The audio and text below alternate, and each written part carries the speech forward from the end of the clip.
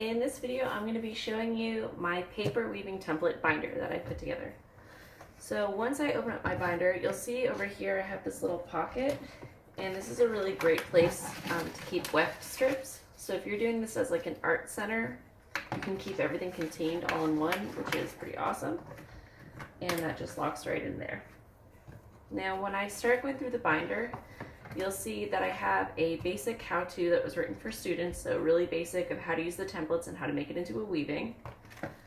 If you're using the templates as a guide only, so if you don't want your students actually using the templates in the book to weave on, but you would rather than just use them as a guide, like a design guide, there's directions for that. If you want to do it on 9x12 paper or 12x18, it has the measurements for that. Then it has a design catalog, which just shows the designs, basically what they look like and what the template looks like. So if you get anything mixed up, you can easily figure it out from here.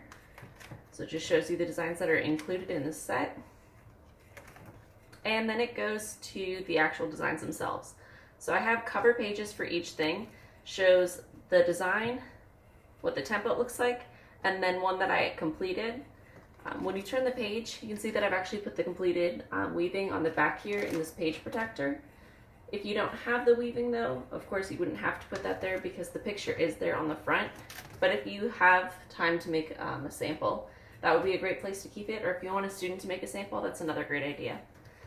Then on the next page, I have a page protector that includes a template. And if you're using this for an art center, then you would just have students slide out the template from here and actually use this as their loom with the warp strips. So they would be cutting into that paper.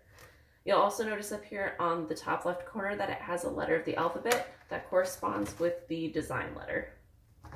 So that way if it gets messed up, you can figure it out. So it goes through and I have just all of those designs that are included in the set.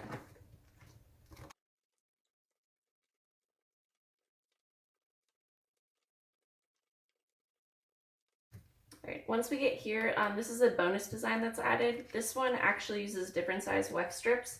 The ones that I use for the rest of the designs are 1/2 inch by 8 inches, but the ones for this are 1 inch by 8 inches. You can see that the template is a lot bigger.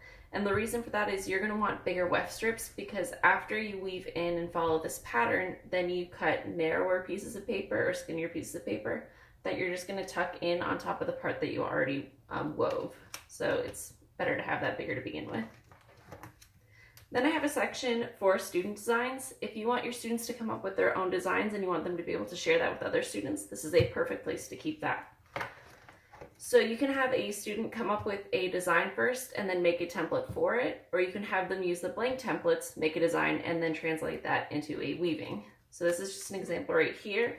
It also comes with little name cards, so you can have your students write their name, their grade, and the date that it was added to the book, so a little bit of art room fame. Then on the back right here, there's a student completed template. So this shows you what it would look like once a student has filled it in and put the little X's where it needs to go. And there is a paper explaining a little bit later on how to do that.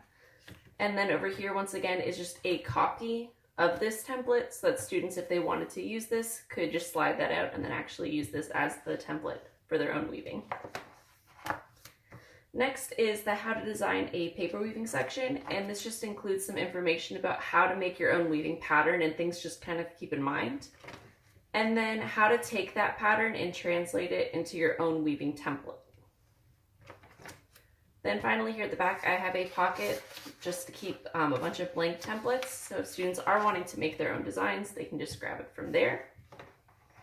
And at the very back, I just have a pocket here that includes those little name cards.